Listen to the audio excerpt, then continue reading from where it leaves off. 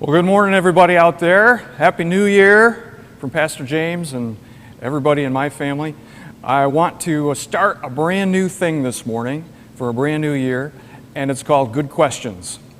So my hope for you, if you stick with us through this short series, is that you will be able to answer some of the tough questions that people have about faith, maybe even tough questions that you have. And if you were honest, you'd have to say, I don't have a very good answer for that question just for myself. And so I'm hoping to help a lot of people out there this morning by starting this series, because I think giving you just a little bit of equipment, a few answers that are tough, I'm telling you what, it can make such a difference in your life and for people in your life. I can remember a time when I was in college, kind of an embarrassing time. I had, I guess you could say, put my faith on pause, because I wanted to chase after all the things that I wanted to chase after in college. And so I was kind of on pause with faith. And I can remember this time in our suite. I had some suite mates, roommates you'd call them, and it was getting close to Christmas break, and we were just kind of sitting around the living room, and somebody brought up, believe it or not, they brought up Jesus. And they just kind of casually talked a little bit about why they found it difficult to believe in Jesus. They didn't struggle with the fact that Jesus is real so much as they struggled with the effects, the people that follow Jesus here and now. And they just kind of brought up a little bit of some small things, but then they got into the hypocrisy of the church, and they just said something that I've heard many, many times before, which is, I just don't see how Christians can be such hypocrites. I just can't get over it. I can't get past it. How do you do that? How do you be a Christian and become such a hypocrite? I, of course, was totally embarrassed in that moment, because I think I was the only person in the room that had some measure of faith, but at the same time, it would have been totally hypocritical of me to say anything about it, because everybody knew me, and they knew my life, and they knew what I was after, and they just, I didn't want to do damage to the faith by actually speaking up and saying something. And believe it or not, a friend of mine who wasn't particularly faith-filled spoke up and said a few things that made a lot of sense about how everybody can easily become a hypocrite.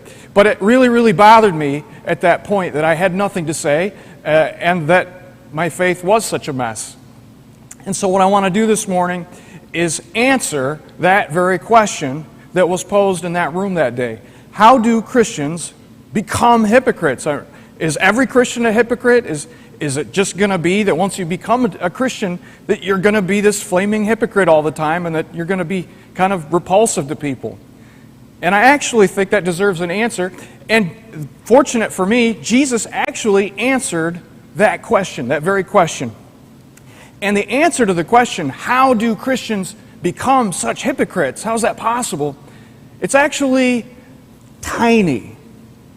And you'll understand what I mean by that in just a second. So I'm going to share this passage from you from Matthew chapter 16. Jesus and his disciples have crossed a lake in a boat, or they're in the middle of it. And in verse 5, Matthew wrote that when they went across the lake, the disciples had forgotten to take bread. "Be careful," Jesus said to them, "be on your guard against the yeast of the Pharisees and the Sadducees." Now, you're wondering, where's that going? What's that got to do with anything? And of course, the disciples have got bread on the brain. They're thinking about food. And Jesus says, guys, look, you can't, no, what are you doing? This is not about bread. Did you forget? And of course, he reminds them of two separate times where they had miracles of provision out in huge gatherings, thousands of people, no food, not enough food, and doing the work of God, they had enough. Everybody had what they needed. And he's saying, no, this is not about food. Stop. No, it's not about bread. Come on, guys. And later on it says, then they understood that he was not telling them to guard against the yeast used in bread, but against the teaching of the Pharisees and the Sadducees. I don't know if you know much about bread or yeast, but if you've ever opened a package of yeast, yeast is like little bits of nothing. It's just dust. It's just a pinch of dust. And all it takes is a pinch of that nothing, that dust, mixed into the bread dough to transform it into something that's very different than what it would have been if it had not been put in the bread. And what Jesus is saying here is that there is something that is very, very tiny, very, very subtle, that makes the difference between a person becoming a Pharisee or a hypocrite and someone who is actually just a humble follower of Christ. It's so small, it's so subtle. On the outward, you wouldn't be able to tell the difference just by looking, just by a passing glance. You wouldn't be able to tell. It's so subtle, but when it is in there, over time, it creates something that is very, very different than what Jesus has in mind. Now, this must have been very, very confusing for these disciples, because if you looked at Pharisees, the religious leaders of God's people at that time, and you looked at Jesus, and you looked at some of the followers of Jesus, on the outward, it would look like they do most of the same things. They both prayed. Jesus prayed all the time. The Pharisees prayed all the time. Jesus gave generously to the poor and was known for praying for people and getting God's answers for them. The Pharisees were known for doing the same thing. The Pharisees gave all kinds of money all the time, and they were very, very faithful to do it. They gave on time. They gave their first 10%. They were never late. They were outwardly, honestly, very good citizens, and it would appear to be very good people.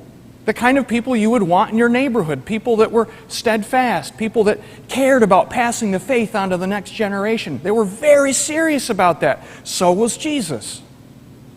So many things outwardly would appear to be the same, and yet Jesus' take was that the followers had something right that the Pharisees had wrong.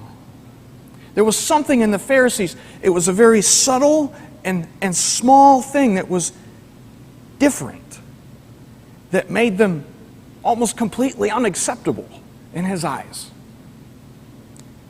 And Jesus says it's the teaching. There's something that they were teaching that could make that tiny difference and ruin, well, everything.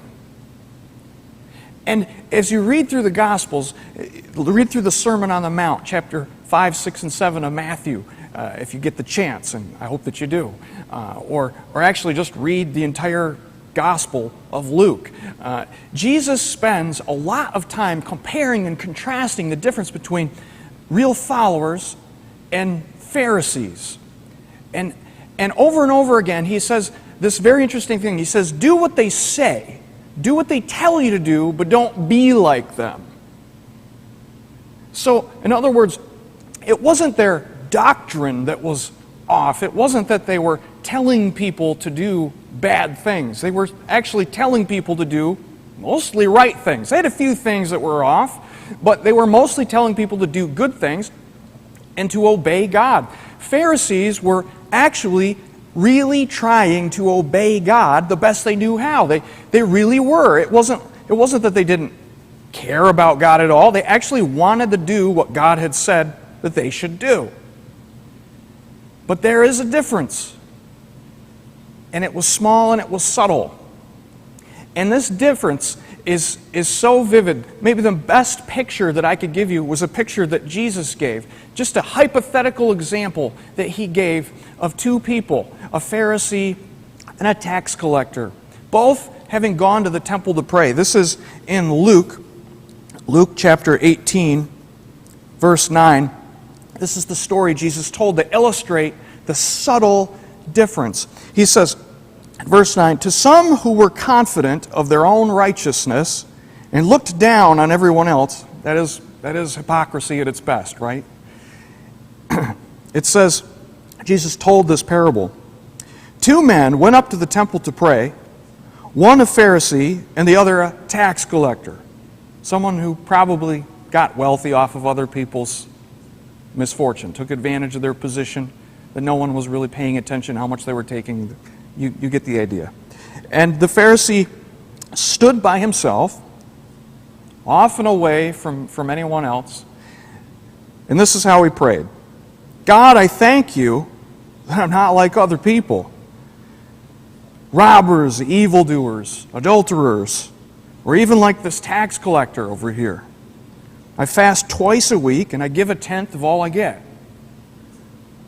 But the tax collector stood at a distance, out of shame. He would not even look up to heaven, but beat on his chest and said, God, have mercy on me, a sinner. And Jesus says, I tell you that this man, rather than the other, went home justified before God. Jesus draws a picture of two men, both men who want to obey God, both men who believe God is there, that He's important, but two very different attitudes represented here. One goes, and his version of his thankfulness is just to be thankful that he has been fairly successful at obeying God. He's sort of thankful to himself. He's just kind of stopping to focus on the positives about himself and have a little pick-me-up, have his attitude pick up. That's his version of being thankful. That's his version of having a relationship with God in that moment. But this other man comes, and when he gets there, all he can do is just zero in on his weakness, on the ugly stuff. In fact, he's so upset about it, he's beating on his own chest. You've got to be pretty upset by something to beat on your chest. I mean, he's probably crying out or something. He's crying quietly but screaming on the inside in public. I don't know, but he's really upset. That's the picture Jesus draws. And the question is, so what is the real thing that is different about these two men? What is the thing? What is that piece of yeast? That little subtle thing that changes the entire product over time into something completely different? And the answer to the big question, how can a person become a hypocrite like that, is simply this. They lose the ability to admit to the ugly. They don't have it. They've lost it. They can't admit to weakness anymore. That is the small but subtle thing that changes a person completely in Jesus' eyes. It's that ability to admit to the ugly. You may have somebody in your life right now that you can think of that you just really don't like. Do you have somebody like that? You just don't like them. And honestly, if somebody pressed you about why you don't like that person, you may or may not be able to say what it is that really bothers you. Okay? Maybe you can, but there's a good chance you can't quite totally put your finger on it. There's just something in the mix there that just rubs you the wrong way. You don't enjoy that person's company, and so you just say, I don't know. I just don't like them. I just don't like that person. And what I believe Jesus would tell you is, I know what it is. I know what it is. Oftentimes it's that person, hard to pick up on right away, but it's that they don't have the ability to admit to real weakness. Maybe they had it once and lost it, or maybe they just never had come to that point. But there is something really hard to stomach about a person that has no ability to confess to the very real shortcomings that they have and talk about them in a real way. I know most of us are trained, in 2020 to kind of do this little courtesy gesture. If you talk to someone and you're in the middle of criticizing someone, or they're in the middle of being very critical towards someone, usually there's the polite little courtesy check in there somewhere. Well, nobody's perfect, and they just kind of move on. Or, and I've got my issues too, and then they just, kind of move on, but then it kind of goes back to being, hypercritical. And the gist that you get when you're listening to that is that, yeah, the person admits that they probably have some weakness somewhere, but it's not easily identifiable, probably not that much of a big deal, and it would be hard pressing for them to actually come up with what it actually is. They know that there's probably some weakness in there somewhere, but it's just not that big enough of a deal to even recognize. And of course, that's off-putting. I mean, it just throws us for a loop. And it throws everybody for a loop, not just Christians, especially non-Christians. I mean, who could take that? I mean, it just rubs us the wrong way. And worse than that, when we lose the ability to admit to the ugly, we get uglier yet, because when you start to lose track of your own sin and your own weakness, it makes it easier to be disturbed by other people's weaknesses. It makes you angrier when other people do something offensive. It's just easier when you lose sight of your own frailty to become offended and angry and critical, and you can slowly but surely, like yeast, change into this person who is super critical of others and treats some weaknesses as less of a big deal than other weaknesses, and it just so turns out that the weaknesses that you have are those weaknesses that aren't that much of a big deal, and then the really big weaknesses are usually the weaknesses that other people have, and it just starts to, hold your nose. It starts to stink. And the thing to do is not to downplay that. How could we downplay that? Jesus said it's not okay. It bothered Jesus so much. He called the Pharisees out about it in public even. Guys, you guys are like whitewashed tombs, he called them. That was something they did back in the day. They whitewash a tomb, the front door or the stone, or they'd whitewash it to show there's a person that's been buried in here. Don't come around here. It's not clean. It's not a no. Stay back. We'll make it look pretty as we can, but really it's not good for you to go inside here. Jesus said, when you become like that, you become like a whitewashed tomb. You may look okay outwardly, just as okay as anybody else, but on the inside there's something rotting. You got to take care of that. And so, what I would tell you this morning is that if you have a conversation with someone who is bothered by hypocrisy, either in the church or maybe they're outside of the church and just looking on at Christianity, just as a whole, and they're bothered about the hypocrisy, and you have the chance to be part of that conversation, this is what I would tell you. Number one, don't downplay their experience.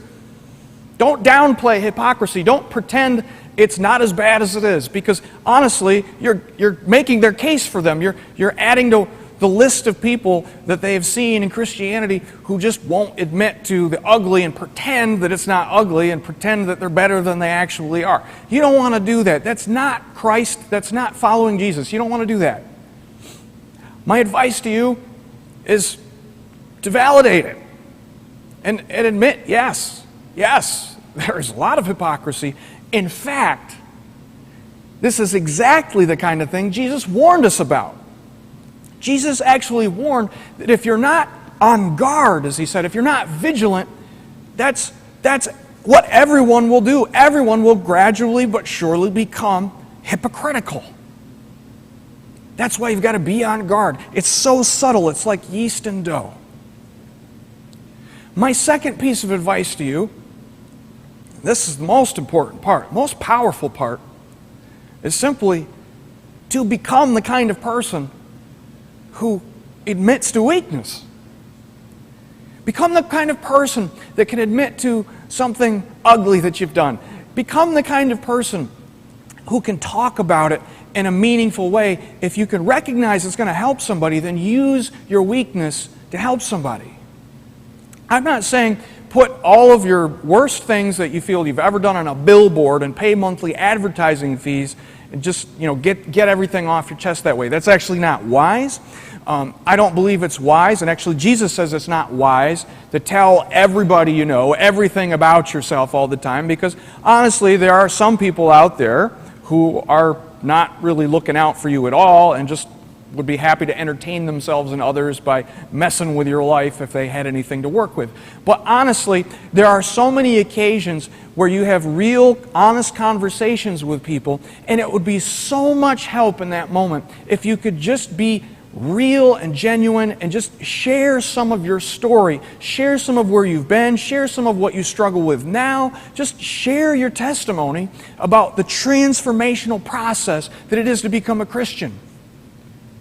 Because honestly, that's what most people really need. They just need to see that real live sinners with real ugliness can actually become welcomed into the church and helped and walk with Christ as they work through things, rather than this concept that people have where you have to put on a front and put on a show and get your stuff in order to be a Christian. That's what people need. And that's what Jesus wanted to see. And Jesus said again, be on guard against losing that, or you quickly become something that's very different. Even though on the outside, it still looks the same as it was. That's my hope for us. That's my hope for me. That's my hope for church. That's my hope for Watertown. I would love to see in our church people who find it normal to share the testimony of their own weakness, get real about their faults, and then offer hope about what Christ can do if people will just yield to Him and ask for His forgiveness and ask Him to walk with them in life and work on those things over time, rather than this weird narrative that we have that somehow we have to show ourselves acceptable and then God will accept us. And that makes sense to a lot of people. Not Jesus, though. Not Jesus. That's my hope, is that we would be the kind of people that can be humble enough to look and see the possibility of helping someone in a real way by saying, you know what? Yeah, Jesus does say that. Can't downplay that. And here's what I learned. One of the most powerful experiences I ever had was sitting down and talking with a person one-on-one about their weakness. That was the thing that really helped me the most. I mean, I've heard lots of sermons. I went to different churches all through that period of my life, back where I'd put my faith on pause. And my problem was I had all these glaring weaknesses. I couldn't see my way out of them. And I really just didn't see the point of trying to start a relationship that I didn't feel I could come up to. And it was conversations with real live people, my own peers, that really triggered this response, this notion that, wow, I can actually get help with my stuff instead of trying to figure out an impossible fix and just feeling like I'm in purgatory for the rest of my life because I believe there's a God, but I don't know what to do about it. That's what people could experience. You can be the person that changes a person's experience. You can't take back all of the hypocrisy that people have experienced, and you can't go around and fix all of the hypocrites that were hypocrites to the people that you know and work with and love. But what you can do is offer them a completely different experience. And it starts with a willingness to admit to weakness. That's all I have for you this morning. I hope to see you next week because we're going to have a completely different but still very good question. I hope that you're with me. I hope that you're doing well this New Year's. I hope that you're not suffering too much under the different lockdowns and quarantines and regulations and all that stuff. But I also want to offer you this. This too will pass. Soon we will be through this, believe it or not. And I don't want to downplay anything that you've gone through or are going through, but I want to remind you there is real hope in Christ. Not news bits of hope, but real lasting hope in Christ. And through this difficult time, put your eyes on Christ and look for what He is wanting to do in your life, and you will find peace there. I'll see you soon. Till then.